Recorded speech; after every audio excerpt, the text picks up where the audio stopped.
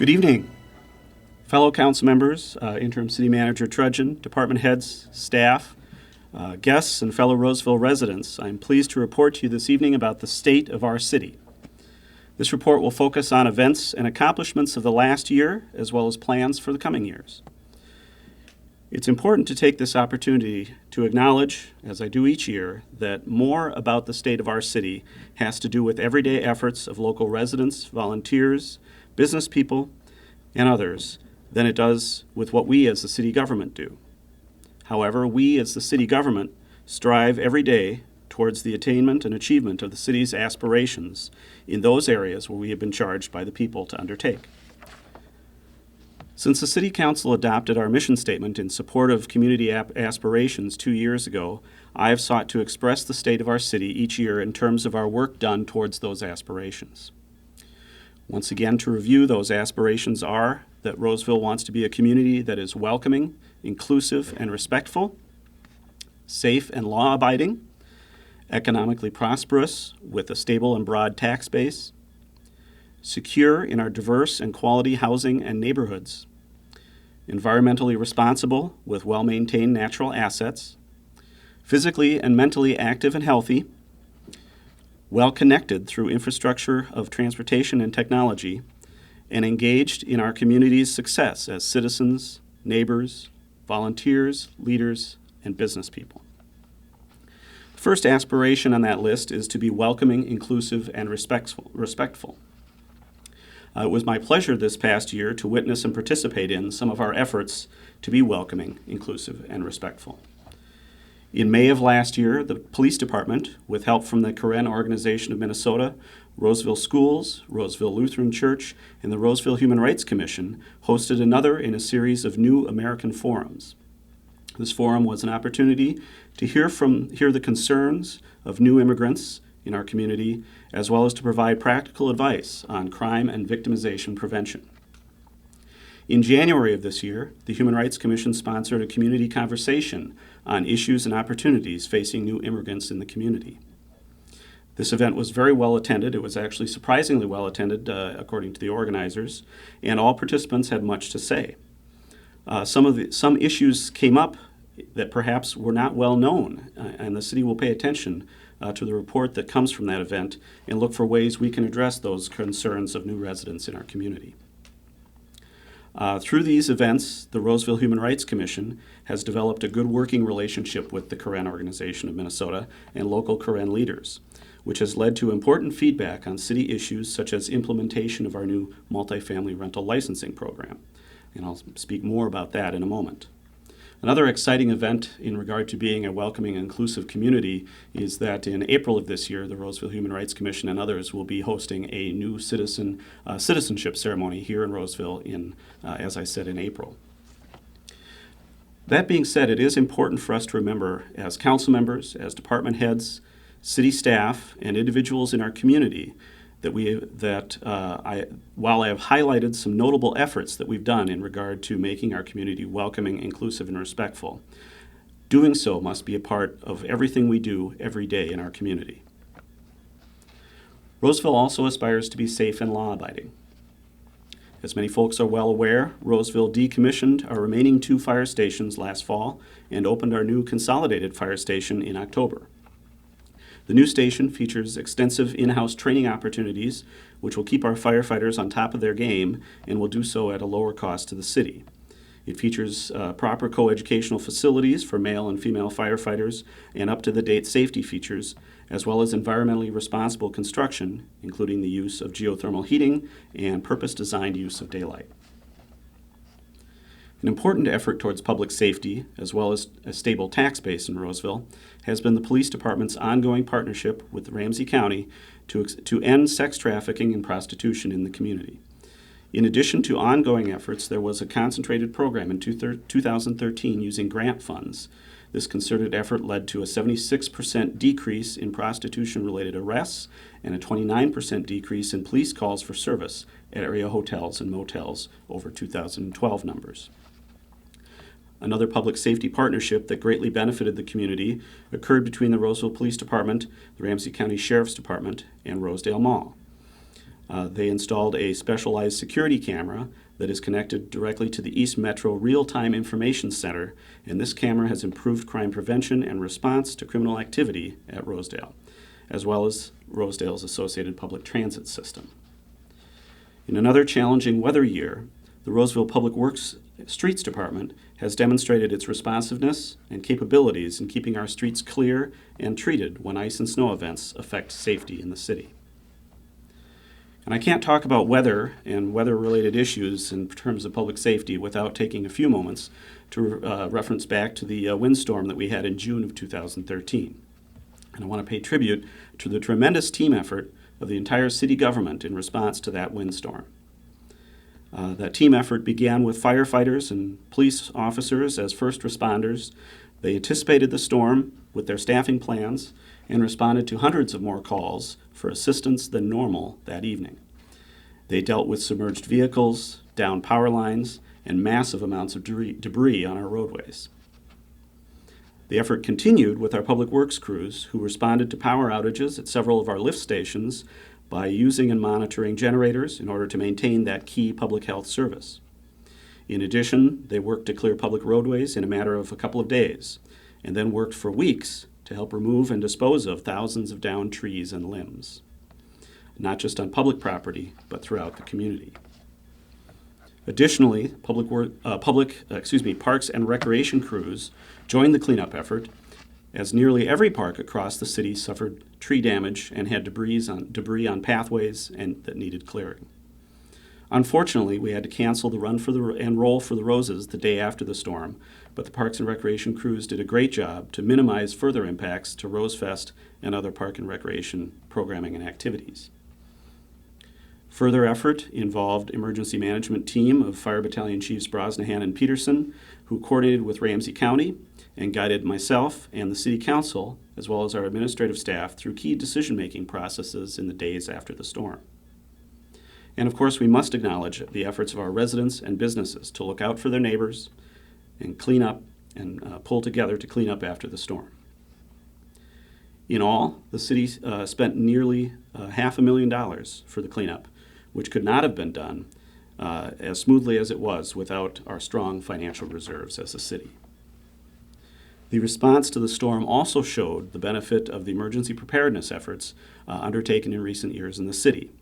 Local incident response training of our own employees, and also specifically FEMA training that occurred in May of last year that was done in partnership with Ramsey County, Falcon Heights, Maplewood, White Bear Lake, the State Fair, and local Red Cross and other response agencies. And this was all key to the city's swift response and quick recovery from that storm in June. Another aspiration that we have as a community is to be economically prosperous. Roseville continues to be on the leading edge of economic recovery that is taking hold in the rest of the country. Building permits increased by 11% last year over 2012 levels, rising to nearly $70 million. And that is not far from the all-time record of $75 million in 2011. Of that total, commercial building permits for new construction represented about $24.7 million, and new single-family homes represented just about $11 million. In addition, employment in Roseville continues to trend ahead of the state and the nation, and we just had additional data on that as part of our business retention and expansion program efforts. In addition to that, the Twin Lakes area has continued to show signs of strength, with several projects either under discussion or at various stages of approval. The City Council has just had a very productive discussion with property owners in the Twin Lakes area about what the market is supporting in terms of redevelopment and how our zoning for the area can allow that to happen, while also remaining mindful of the impacts on adjacent properties, parks, and infrastructure. As a result, some adjustments to the community mixed-use zone for the Twin Lakes area will be under consideration by the City Council in the coming months. At the direction of the City Council and the HRA Board, Roseville is becoming more proactive with regard to business retention and expansion in the community. It is an old truth that one of the greatest sources of growth and business activity in a community comes from its existing businesses. Working with the Extension Program at the University of Minnesota and a number of sponsors, including Xcel Energy, Over the past few months, volunteers have conducted over 40 visits in order to understand the needs of our local businesses and the key issues that they're facing. In the near term, the HRA and City Council will take that information and develop some concrete work plans to address the needs and issues where local government can have a positive impact on our business community. The next steps will be implementation and follow-through, making business retention and expansion an ongoing effort in the community. In addition to business retention and expansion, the city can provide for a growing and stable tax base through maintenance and enforcement of property standards. In 2013, the city expanded our neighborhood enhancement program of education and proactive code enforcement in our residential areas to include a business enhancement program for commercial properties in the city. The objective is to get ahead of property problems and stay ahead of them before they have a negative impact on surrounding property values. Another aspiration that we aspire to in Roseville is to be secure in our diverse housing and neighborhoods. Probably the key area where Roseville has focused in 2013 and looking forward into 2014 and beyond is our new multifamily rental licensing and inspection program. The program was enacted by the City Council in 2013 for implementation this year. All multifamily rental properties in Roseville with over 4 units will be inspected and rated during the course of this year. Based on a property's rating, its license fee and reinspection interval will be determined. Well-maintained properties will have the lowest fees and the least frequent inspections, while poorly maintained ones will have the highest fees and the most frequent inspections. The objective is to provide an incentive for problem properties to improve, while not unreasonably burdening well-maintained properties with costs and regulation. A key objective of this program is to make sure that our people are living in safe and secure housing. Another objective is to keep our multifamily rental properties from adversely affecting neighboring property values and quality of life, and to make improvements in those areas where that's already a problem. In terms of housing diversity, the city and the HRA are engaged with Greater Minneapolis Housing Cooperative, or GIMIC, to redevelop our former Dale Street Fire Station property and surrounding lots into market-rate townhomes and small lot single-family homes. That project will address a need identified in market studies of our community and also has been a great process of involving the neighborhood in the redevelopment of that site through the Corridor Development Initiative. Ground is expected to be broken this year once the project is finalized. Efforts will continue to seek opportunities to meet other identified housing needs in the community, like market-rate apartments, as other properties in Roseville are redeveloped, certainly including in the Twin Lakes area and possibly the Owasso School site. Another aspiration we have as a community is to be environmentally responsible with well-maintained natural assets. One key development in Roseville last year was the spread of the emerald ash borer infestation into our city with a pretty significant impact. Over 100 trees of significance on city property were treated to hopefully prevent infestation, and dozens of other trees were identified and dealt with. In addition, the city is taking steps to assure a diverse tree population in order to limit the devastation caused by a single pest or disease. Preserving our trees is a key part of preserving our environmental quality due to all that trees do to benefit the environment, including erosion control and air quality improvement.